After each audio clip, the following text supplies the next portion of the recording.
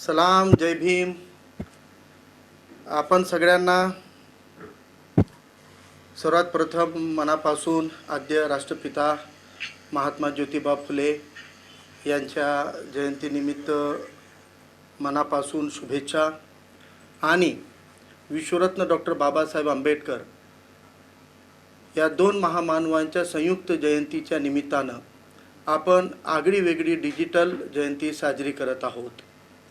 आणि या जयंतीच्या उत्सवाला अधिक ऐतिहासिक बनवण्याच्या दृष्टिकोनातून प्रबुद्ध भारतने जे पुढाकार घेतलेला आहे की दररोज आपल्याला एक वैचारिक मेजवानीचं काम प्रबुद्ध भारतच्या टीमने वंचित बहुजन आघाडीच्या सर्व प्रवक्त्यांच्या आणि मान्यवरांच्या माध्यमातून आपल्याला भरभरून ही बौद्धिक मेजवानी देण्याचं काम केलेलं आहे. त्यासाठी प्रबुद्ध भारतच्या सर्व टीमला, मान्य सुजात आंबेडकरजी, जितरत्न भाऊ असो की संपूर्ण टीमला मनापासून अभिनंदन, मनापासून धन्यवाद.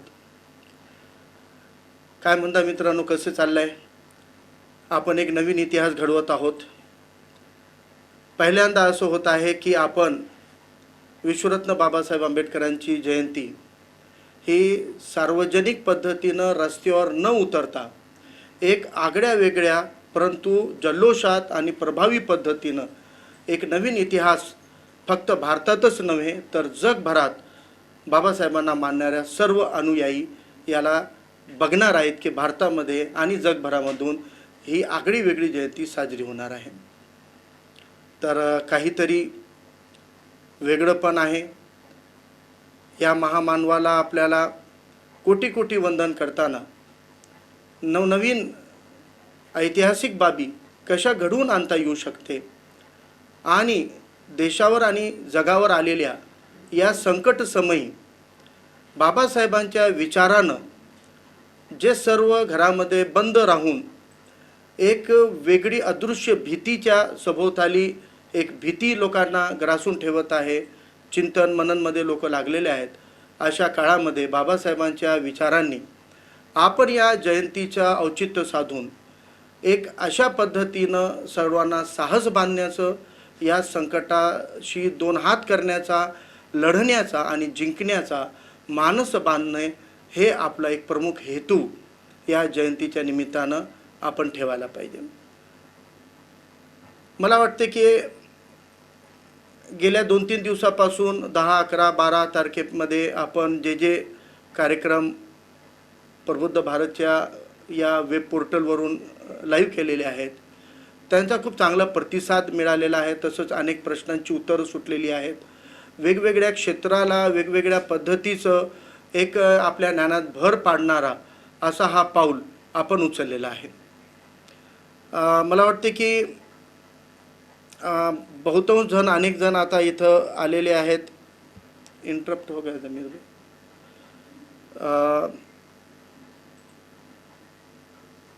आपला जे विषय आहे किंबहुना मला जे विषय देण्यात आलेला आहे तो विषय आहे डॉक्टर बाबासाहेब आंबेडकर आणि संविधान निर्मिती. संविधान आणि संविधानाच्या नंतर या गेल्या 70-72 वर्षामध्ये संविधानाच्या अनुषंगानं खूप काम झालेलं आहे. भरपूर लिखाण झालेलं आहे, भरपूर प्रबोधन झालेले आहेत, व्याख्याने झालेली आहेत, लोक जागरण झालेलं आहे आणि विशेषतः बाबासाहेबांना मानणाऱ्या ज्या ज्या घटकांमध्ये अनुयायी आहेत त्यांनी संविधानाचा स्वतःहून अभ्यासही केलेला आहे. परंतु संविधान निर्मिती आणि त्यापूर्वीची पार्श्वभूमी, आपल्या देशामधली परिस्थिती होती, या विषयावर तेवढं बोलल्या जात नाही आणि ती परिस्थिती समजून घेतल्याशिवाय आपल्याला या भारतामध्ये बाबासाहेबांच्या संकल्पनेतून जे एक संविधान बाहेर आलेलं आहे त्याचं महत्त्व काय आहे हे आपल्याला पटणार नाही. म्हणून आपल्याला पार्श्वभूमी जाणणंही गरजेचं आहे की आपल्या देशाचा इतिहास काय राहिलेला आहे, कशा पद्धतीने इथला लढा राहिलेला आहे, काय परिस्थिती नेमकी या देशाची होती आणि त्यानंतर म्हणजे इंग्रजांच्या ब्रिटिश सत्तेतून या किंवा त्यांच्या गुलामगिरीतून मुक्त होण्यासाठी एकीकडे संघर्ष सुरू असताना भारतामधल्या सामाजिक परिस्थितीच्या बाबतीमध्ये प्रचंड दुर्लक्ष होत होता.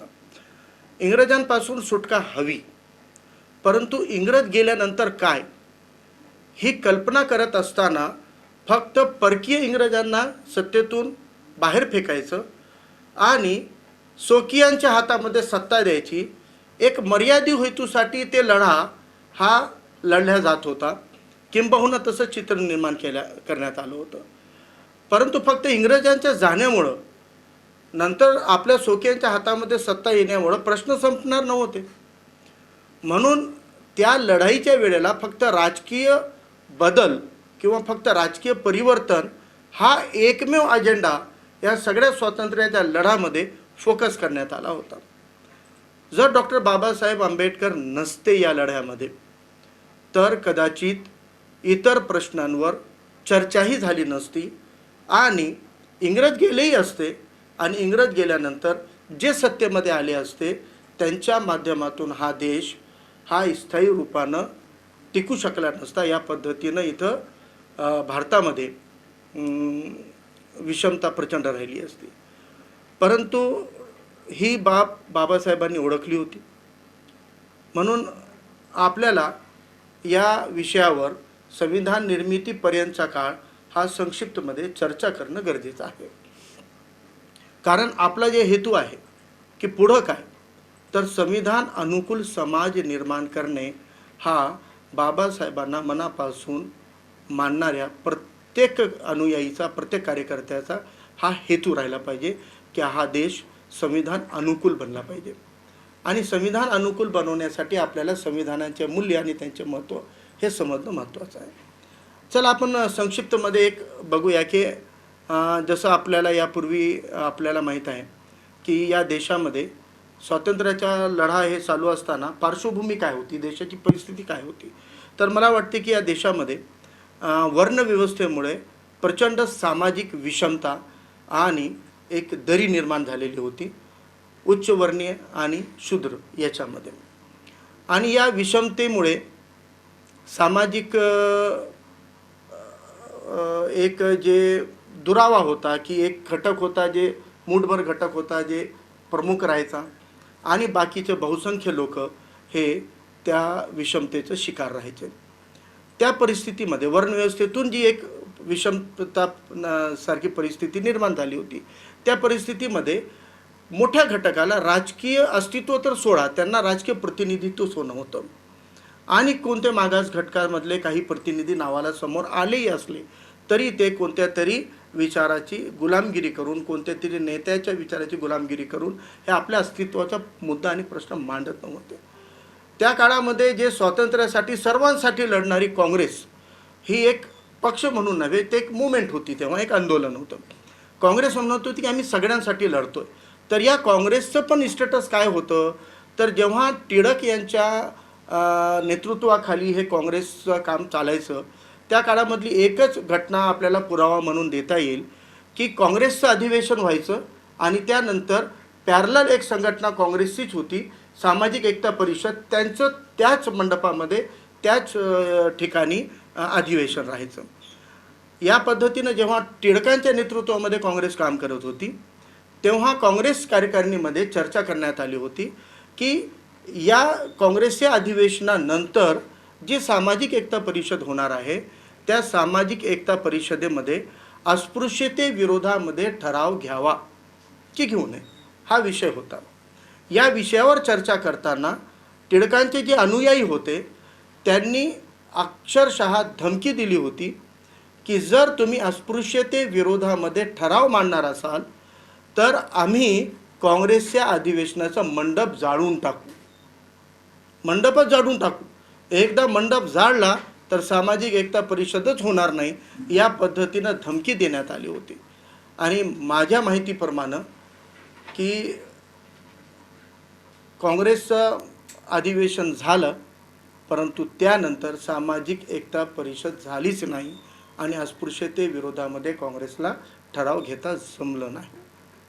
आता डायरेक्ट संविधानाच्या प्रक्रियेमध्ये, निर्माण प्रक्रियेमध्ये बघण्याआधी आपल्याला थोडीशी पार्श्वभूमी हे सुद्धा बघायची आहे की महात्मा गांधींच्या नेतृत्वाखाली जेव्हा काँग्रेस काम करत होती तेव्हा महात्मा गांधी हे स्वतःला, म्हणजे महात्मा गांधीची पार्श्वभूमी काय होती तेव्हा ते स्वतः वर्णव्यवस्थेला मानत होते. वर्णव्यवस्थेचे अनुयायी होते, त्याचे समर्थक होते. आणि वर्णव्यवस्था मानत असताना त्यांनी अस्पृश्यांच्या बाबतीमध्ये जे सगळ्यात उदार भूमिका म्हणून जी भूमिका घेतली होती, त्यांनी त्यांनाचं नामकरण केलं होतं, फक्त नाव बदललं होतं, परंतु सामाजिक स्थिती बदलण्यासाठी काही पुढाकार घेतलेलं नव्हतं. अशा काळामध्ये फक्त इंग्रजांच्या विरोधात लढा लढणे किंवा राजकीय परिवर्तन आणि क्रांती करण्यानं इथली हे सगळे प्रश्न सुटणार नाहीत याची जाणीव प्रकर्षाने फक्त आणि फक्त बाबासाहेबांकडे होती. ते बघण्याचा दृष्टिकोन बाबासाहेबांकडे होता. आणि बाबासाहेबांनी की फक्त आपण संविधान निर्माण प्रक्रियेवर लक्ष देण्याआधी किंवा या विषयावर चर्चा करण्यापूर्वी आपल्याला एक मुद्दा लक्षात घ्यावा लागेल की राजकीय संघर्ष असताना, ब्रिटिशांसोबतचं राजकीय परिवर्तन किंवा क्रांती सुरू असताना तेव्हा सामाजिक प्रश्नांकडे पूर्णतः दुर्लक्ष होत होता. तेव्हा फक्त बाबासाहेबांकडे हा दृष्टिकोन होता की फक्त राजकीय परिवर्तन होऊन हे जमणार नाही, आपल्याला राजकीय परिवर्तनासोबत सामाजिक विषमतेच्यासाठी लढा उभा करावा लागेल. आणि हे करण्यासाठी बाबासाहेबांनी पूर्ण ही क्रांती आपल्या खांद्यावर घेतली होती. आणि यासाठी वेगवेगळ्या वेळेला बाबासाहेबांनी ही भूमिका मांडण्यासाठी गोलमेज परिषदेमध्ये सुद्धा बाबासाहेब गेले. आणि गोलमेज परिषदेच्या माध्यमातून बाबासाहेबांनी हा मुद्दा चौकट्यावर आणला की गांधी म्हणत आहेत की ते सगळ्यांचे नेते आहेत, परंतु या देशातल्या एक मोठा घटक असलेल्या अस्पृश्यतेचे ते नेते नाहीत, त्यांच्या प्रश्नांची त्यांना नेमकी जाणीव नाही आहे आणि त्यांचं नेतृत्व करण्यासाठी त्यांच्याकडे पर्याप्त किंवा जे काही त्यांची भूमिका आहे ती काही पर्याप्त होत नाही आहे. ही भूमिका ठसून बाबासाहेब गोलमेज परिषदेमध्ये आणि ब्रिटिशांसमोर मांडत होते.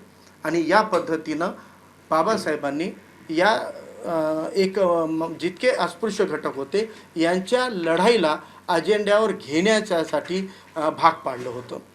आता यामध्ये जे काही वेगवेगळ्या वेळेला गांधीजींसोबतही बाबासाहेबांचा संवाद झालेला आहे, तेही संवाद आपल्याला याच्यासाठी मला वाटते की मुख्य लक्ष देण्यासारखं आहे.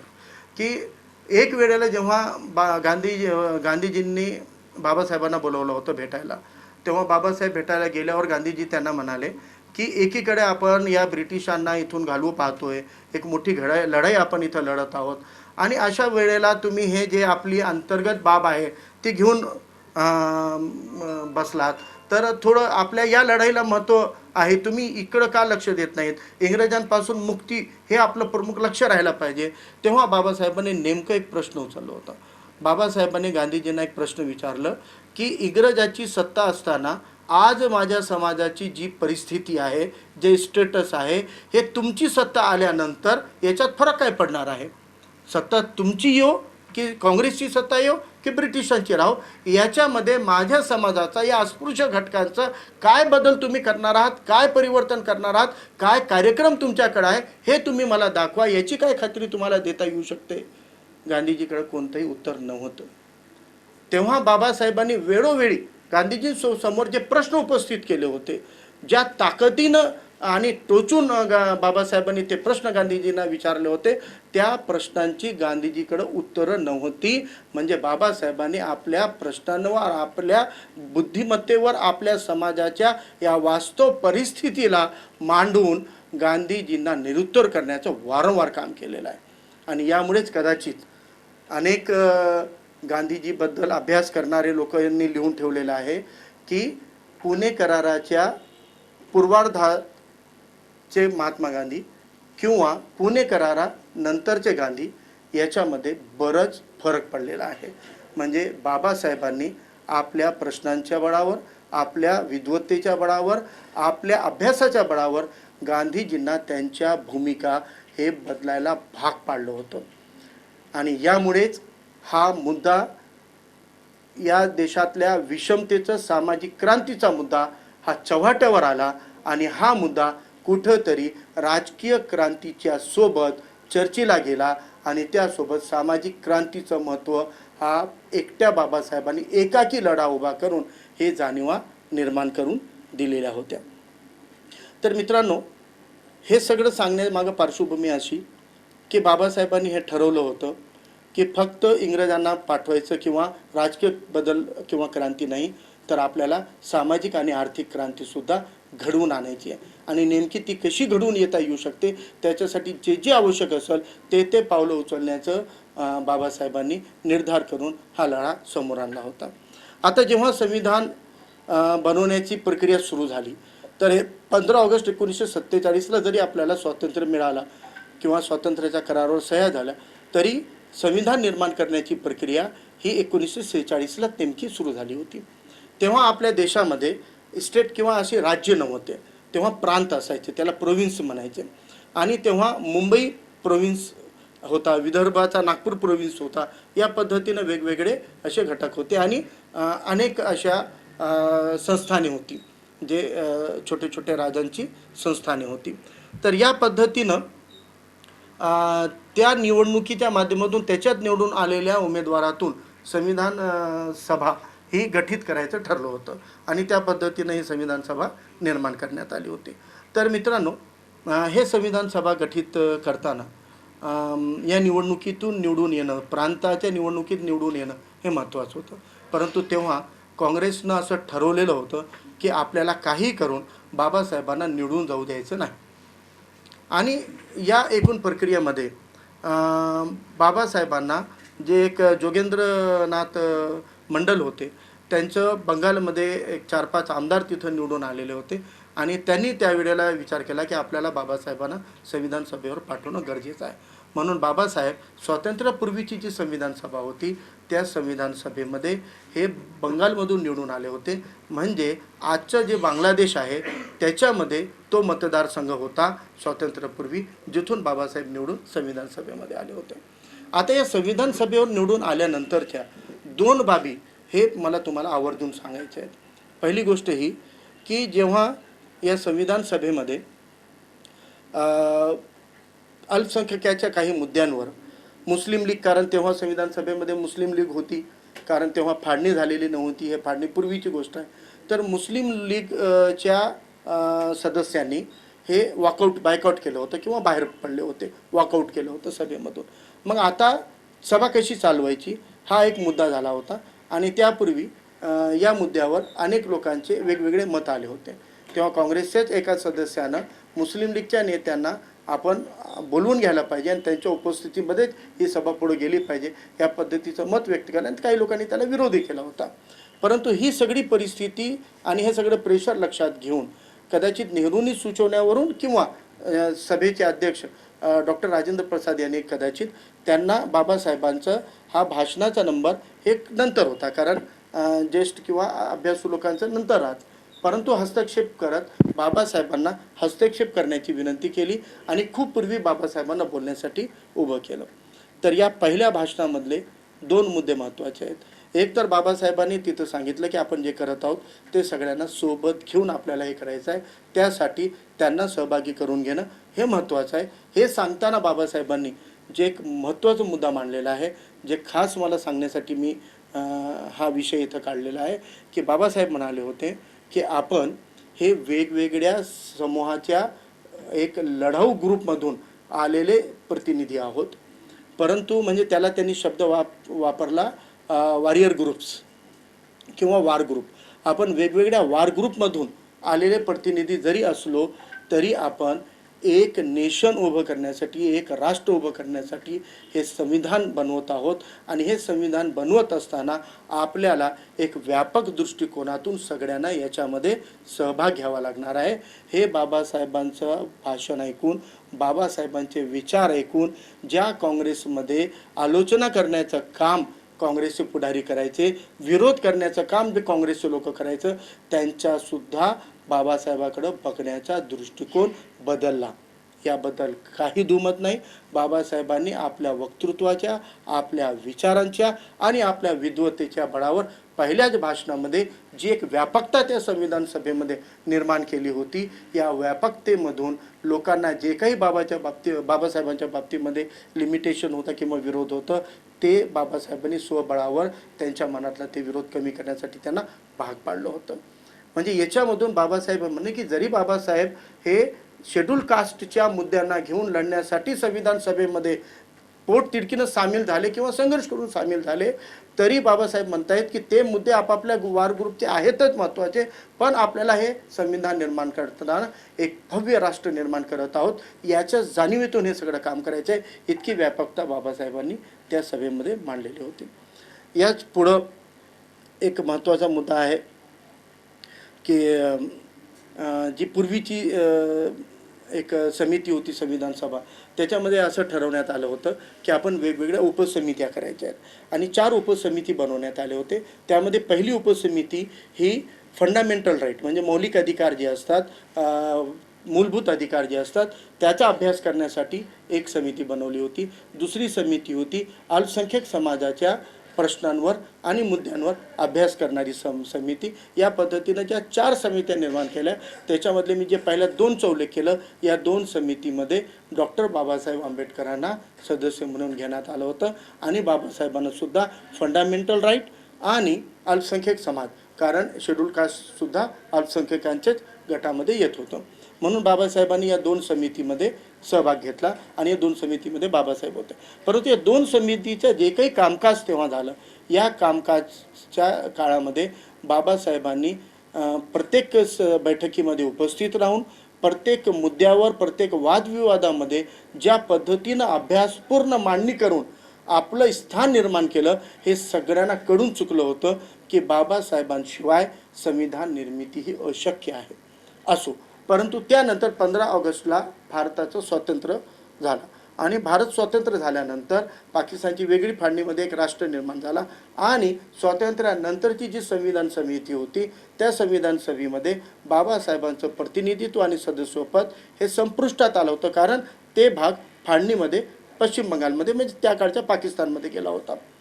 ही बाब बाबासाहेबांनी आंतरराष्ट्रीय पटलावर किंवा हे कराराचं उल्लंघन करून तो मतदारसंघ खास करून एक षडयंत्र म्हणून ते पाकिस्तानमध्ये टाकण्यात आलेलं आहे आणि याच्यातून त्यांचं प्रतिनिधित्व संपुष्टात आणण्याचे प्रयत्न किंवा षडयंत्र झालं आहे. अशा पद्धतीनं बाबासाहेबांनी इंटरनॅशनल याच्यावर आंतरराष्ट्रीय याच्यावर दबाव बनवला होता आणि त्या दबावापोटी काँग्रेसला ही जाणीव निर्माण झाली होती की त्या बाबासाहेबांना घेणं गरजेचं आहे.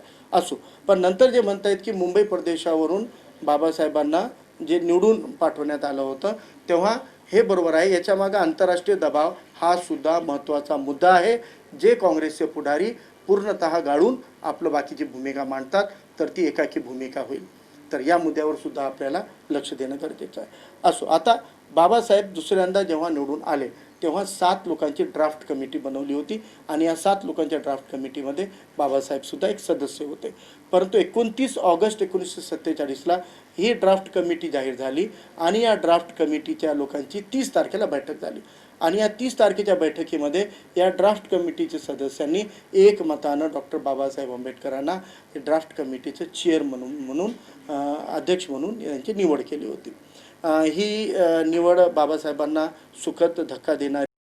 त्यांनी तसं आपल्या भाषणामध्ये बोलूनही दाखवलं की जेव्हा मी संविधान सभेमध्ये आलो होतो तेव्हा शेड्यूल कास्टचं प्रतिनिधित्व आणि त्यांच्या सामाजिक क्रांतीचे मुद्दे हे याला न्याय मिळाला पाहिजे हा माझा नक्कीच हेतू होता, परंतु माझ्यावर इतकी मोठी जबाबदारी टाकण्यात आलेली आहे याचा बाबासाहेबांनी उल्लेखही केलेला आहे. असो, परंतु मी एक उदाहरण आता देऊ पाहतो. काही लोकांना असं म्हणतात की बाबासाहेबांनी एकट्याने संविधान लिहिला का किंवा बाबासाहेबांचं काय डिवोशन होतं, योगदान होतं, हा मुद्दासुद्धा आपल्याला कुठंतरी वारंवार चर्चेमध्ये आणणं गरजेचं आहे.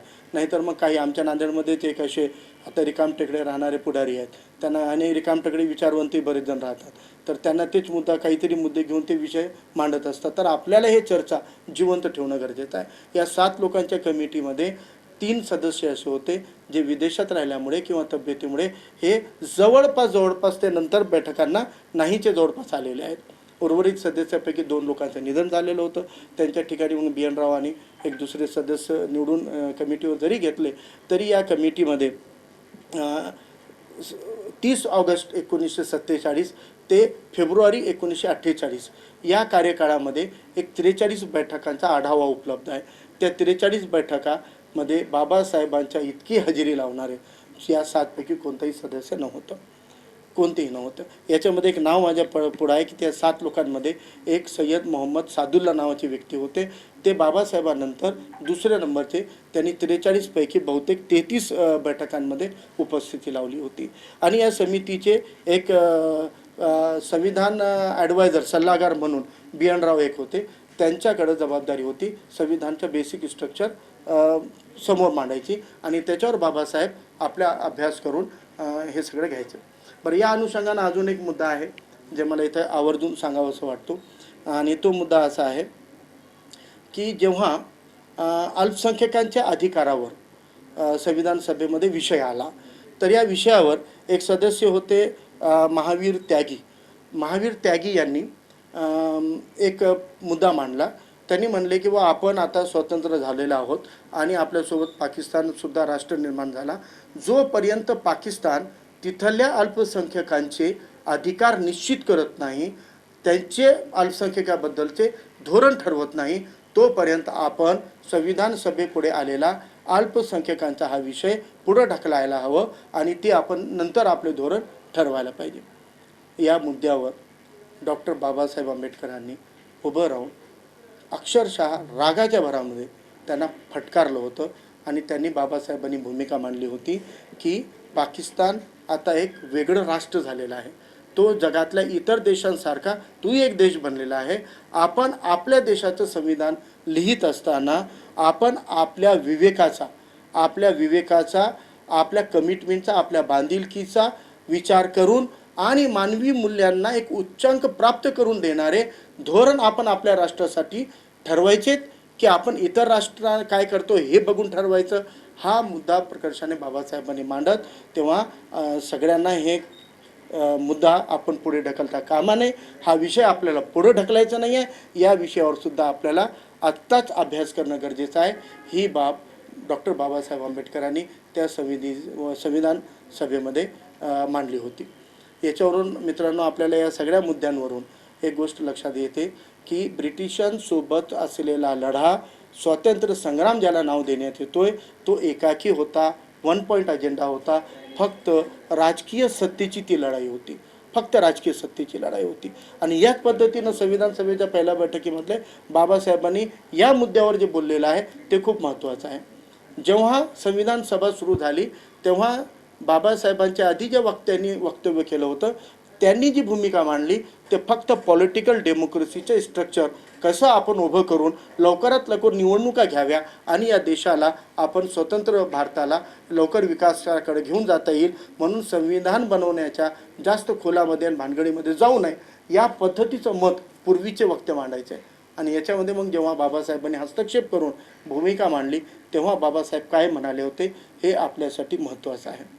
बाबासाहेब म्हणाले होते की आपण फक्त राजकीय स्ट्रक्चर किंवा राजकीय ढाचा की विधानसभा राहील, लोकसभा राहील, संसदीय लोकशाही प्रणाली राहील, राष्ट्रपती राहील, हे सगळं करून जर निवडणुका घेऊन राष्ट्राला जर आपण चालवणं सुरू करणार असू आणि बाकीचे संविधानाच्या काम पूर्वी करून घेणार नसेल इतकं सक्षम आणि पूर्ण डिटेलमध्ये तर आपण कुठंतरी अपयशी होऊ. हे मांडताना बाबासाहेब काय बोलले होते? बाबासाहेब म्हणाले जरी आपण राजकीय लोकशाहीचा ढाचा हा कमी वेळेमध्ये बनवू शकलो असलो तरी या देशामध्ये जर आपल्याला लोकशाही रुजवायची असेल तर जोपर्यंत आपण राजकीय लोकशाहीसोबत सामाजिक लोकशाही आणि आर्थिक लोकशाही ही तळागाळापर्यंत याचे मूल्य पोचवणार नाही, याचा लाभ पोचवणार नाही, तोपर्यंत आपण एक राष्ट्र म्हणून उभं राहू शकणार नाही, एक नेशन म्हणून आपण उभं राहू शकणार नाहीत. हे बाबासाहेबांनी भूमिका मांडली आणि या बाबासाहेबांच्या भूमिकेमुळे संविधान बनवण्याचं काम आणि सखोल अभ्यास करून, पूर्ण अभ्यास करून, चर्चा करून, वादविवादातून एक चांगलं संविधान या देशाला बनवण्यासाठी कितीही वेळ लागो आपल्याला प्राधान्यानं संविधान निर्माण करणं गरजेचं आहे. ही बाब बाबासाहेबांनी मांडली होती आणि ही त्यांना पटवून दिलं होतं. म्हणून मित्रांनो या संविधानामध्ये एकूण या संविधानाचं निर्मिती होत असताना हे बरोबर आहे की अनेक असे मुद्दे आहेत जे बाबासाहेब खूप आग्रहानं ते संविधानमध्ये घेऊ पाहत होते, परंतु अनेक मुद्द्यांवर बाबासाहेबांना सुद्धा काही मुद्द्यांच्या बाबतीमध्ये दुर्लक्ष करावं लागलं, काही मुद्दे सोडावे लागलेले आहेत, काही मुद्द्यांना आपण डायरेक्टिव्ह प्रिन्सिपलमध्ये सहभागी करून घेतलं आणि काही मुद्दे जसं उदाहरणार्थ बाबासाहेबांना रोजगाराचा प्रश्न, रोजगाराचा मुद्दा, हे राईट टू लाईफ जसं आहे, एक मूलभूत अधिकार आहेत, तसं रोजगाराचा मुद्दासुद्धा हा बाबासाहेबांना मूलभूत अधिकारामध्ये टाकायचा होता, फंडामेंटल राईटमध्ये टाकायचं होतं. शिक्षणाचा अधिकारसुद्धा बाबासाहेबांना फंडामेंटल राईटमध्ये तेव्हाच टाकायचं होतं संविधान निर्मिती होत असताना. परंतु तेव्हा याला हे म्हणून विरोध करण्यात आलं की आपण एक गरीब राष्ट्र आहोत, आत्ता आपण स्वातंत्र्य मिळवलं आहे, आपल्याकडं पुरेसे साधन नाही आहेत, पुरेशी संपत्ती नाही आहेत आणि अजून आपण राष्ट्र म्हणून उभे नाही राहिलो. जर आपण इतकं भार या सरकारवर टाकून दिलं की मूलभूत अधिकारामध्ये जर शिक्षण घेतलं 14 वर्षापर्यंत आणि रोजगाराचा मुद्दा जर घेतलं तर आपण कुठून देणार?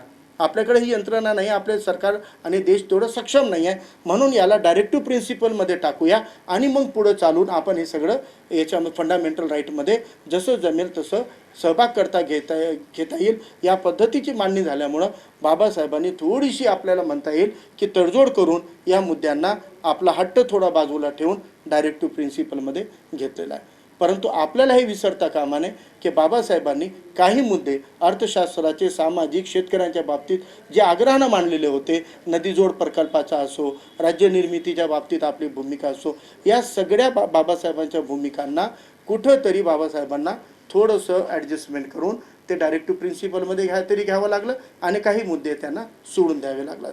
परंतु काही मुद्दे जे ॲडवायझरी कमिटीच्या माध्यमातून समोर आले होते त्याच्यामध्ये जसं उदाहरणार्थ वेगवेगळ्या देशाच्या संविधानाचं अभ्यास करून काही सदस्यांनी हट्ट धरला होता की आमच्या देशामध्ये जे आहे ते आपल्या देशामध्ये राहायला पाहिजे. परंतु बाबासाहेबांना कारण अर्थशास्त्राचाही तेवढाच अभ्यास होता, बाबासाहेबांना इतर धर्मियांचाही तेवढाच अभ्यास होता, इतर राष्ट्राच्या संविधानाचं आणि त्या देशामधल्या परिस्थितीचा सुद्धा अभ्यास होता. म्हणून बाबासाहेबांनी इतर देशामधले कोणते मुद्दे आपल्या देशाला अनुकूल आहेत ते कसे घेता येऊ शकतात तेही मांडलं आणि कोणते मुद्दे आपल्या देशाच्या परिस्थितीला प्रतिकूल ठरते किंवा या प्रतिकूल परिस्थितीमध्ये घेता येऊ शकत नाही त्याला खोडण्याचं कामसुद्धा आपल्या अभ्यासाच्या बळावर संविधान सभेमध्ये बाबासाहेबांनी केलेलं आहे.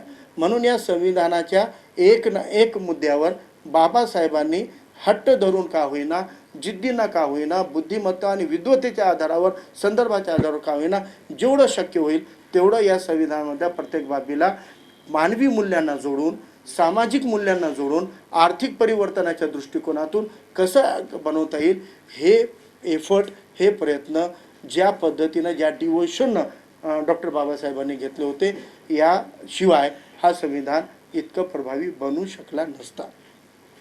आता एक शेवटच्या टप्प्यामध्ये आपण, मला वाटते की बरंच वेळ आपलं झालेला आहे, 20-25 मिनटाच्या वर आपण गेलो.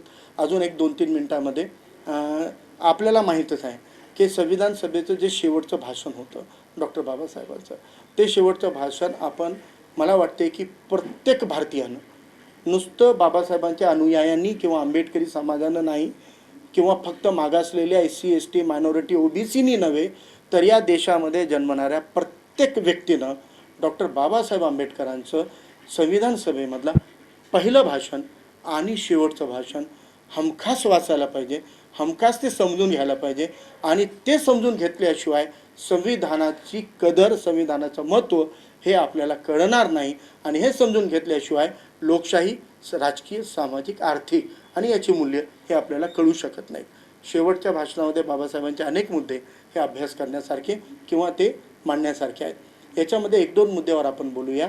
पहिला मुद्दा असा की या संविधान सभेच्या शेवटच्या सभेमध्ये बाबासाहेबांनी या एका मुद्द्यावर खूप ताकदीनं मांडलं होतं की कोणताही संविधान हा पूर्ण चांगला राहत नाही आणि कोणतंही संविधान पूर्ण वाईट राहत नाही. हा संविधान चांगला आहे की नाही या संविधानाच्या बळावर जे राज्यकर्ते समोर येतील ते त्यांच्या प्रामाणिकतेबरोबर, त्यांच्या संविधानाच्या निष्ठेच्या अनुसार त्याचे फळं काय येणार आहेत हे दिसून येणार आहे. आणि जर ते चुकीचे लोक आलेत तर चांगलं संविधानही लोकांना न्याय मिळवून देणार नाही.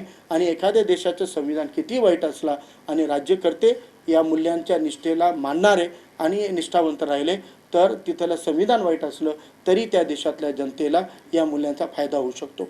याच्यावरून गेल्या 74 वर्षामध्ये आपल्या स्वातंत्र्योत्तर काळामधला भारत काय होता, कसा बनला, कसा राहिला आणि आयडिया ऑफ इंडिया ही बाबासाहेबांनी जी संविधानाच्या माध्यमातून मांडली होती तो लढा कितपत आलेला आहे याचा अभ्यास आपल्याला बाबासाहेबांच्या दृष्टिकोनातून करायला पाहिजे.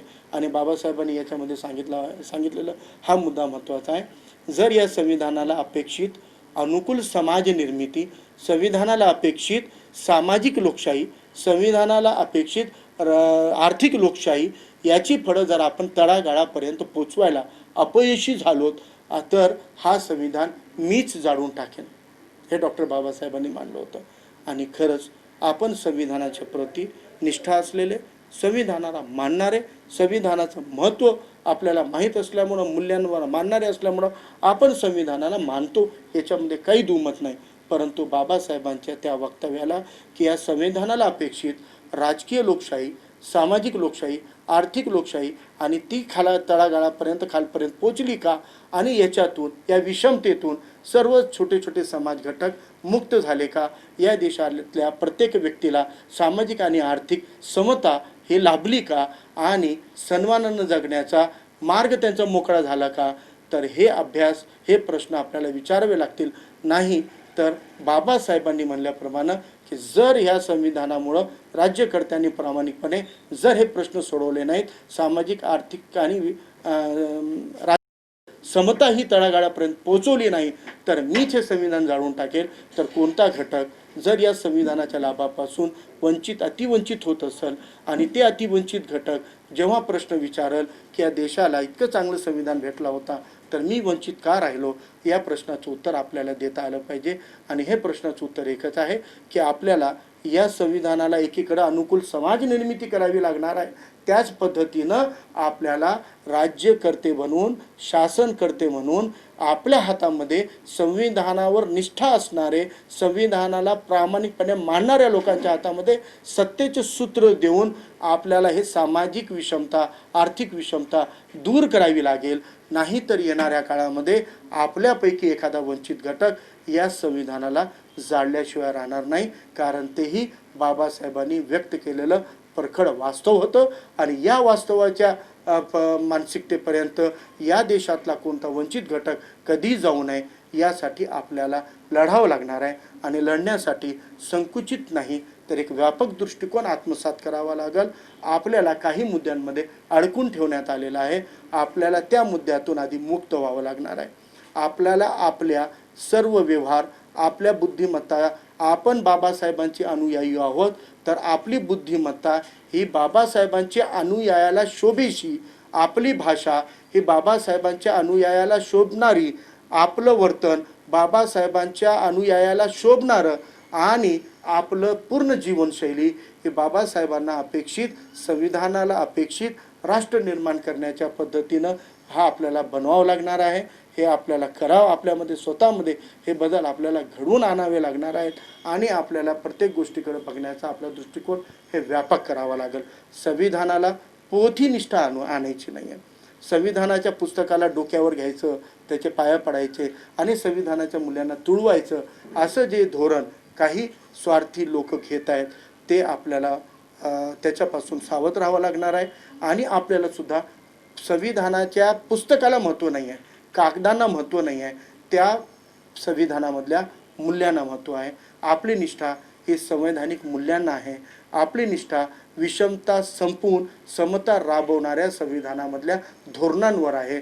आणि हे समतेची मूल्य, हे समतेचे धोरण या राज्यकर्ते आणि शासनकर्त्याच्या माध्यमातून आपल्या देशामध्ये राबवण्यासाठी आपल्याला संघर्षही करावा लागेल. आणि वेळ प्रसंगी आपल्या राजकीय भूमिका, आपले राजकीय नेते या अनुषंगाने आपल्याला समोर आणावे लागतील. आणि मित्रांनो, आपल्याला जे काही प्रश्न असतील मनामध्ये, तर आपण आतापर्यंत याच्यात मी बघू शकलो नाही किती प्रश्न आपण विचारले की नाही. आणि जर काही प्रश्न असतील तर आपण कमेंटमध्ये द्या. कमेंटमध्ये आलेल्या प्रश्नांना मी 15 तारखेला किंवा 16 तारखेला प्रबुद्ध भारतवर जाहीर करून एक व्हिडिओ अपलोड करण्याची विनंती प्रबुद्ध भारतच्या टीमला करेन.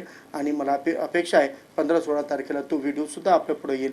आणि तुमच्या आलेल्या प्रश्नाच्या अनुषंगानं एक व्हिडिओ पुन्हा घेऊन एक शेवटचं उदाहरण आणि एक मत मला मांडायचं आहे की आपला देश हा स्वतंत्र झाल्यावर अत्यंत गरीब होता, याच्याबद्दल दुमत नाही.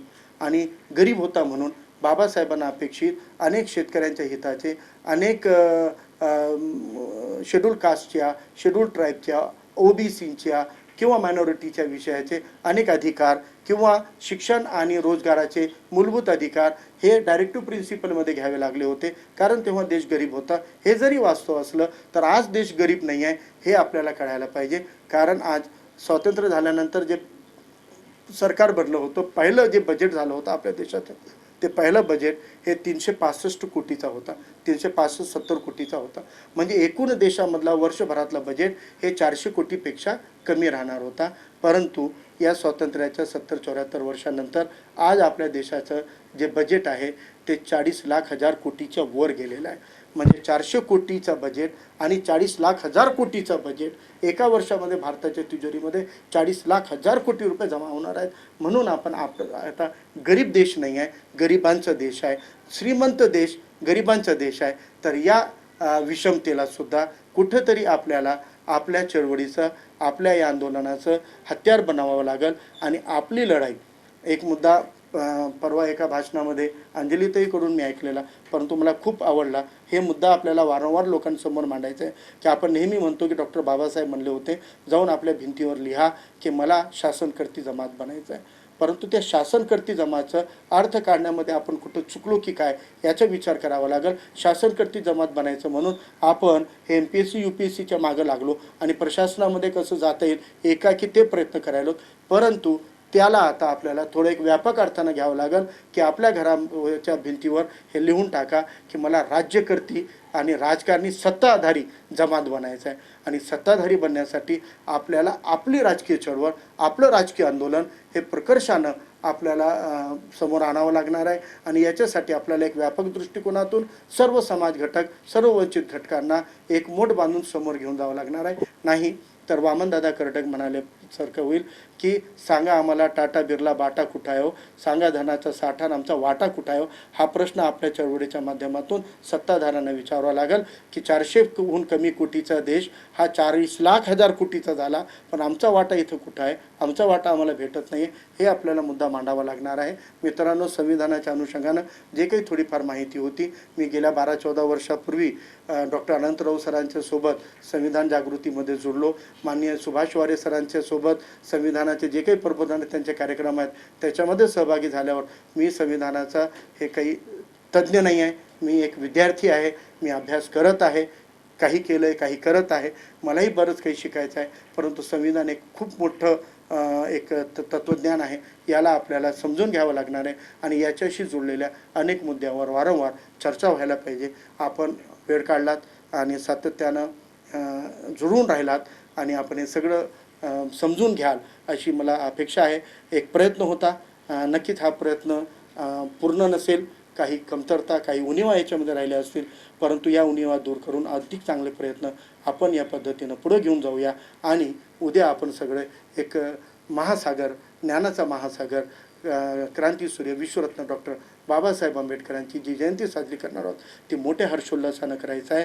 आणि कोरोना व्हायरसमुळं, त्याच्या प्रादुर्भावामुळं जे कोविड-19 नावाची बिमारी या देशालाच नव्हे तर पूर्ण जगाला सतावती आहे, आपल्याला त्याचा पण मुकाबला करायचा आहे. आणि त्याच्या मुकाबल्यामध्ये आपल्याला या सरकारच्या, प्रशासनाच्या सोबत पूर्णतः उभं राहावं लागणार आहे. आपल्या घटकामध्ये मागासलेले घटक, मग आपले वस्त्या, मुस्लिम वस्त्या असतील, OBC, मायक्रो OBCच्या वस्त्या असतील, तिथं अजून याचं गांभीर्य गेलेलं नाही आहे.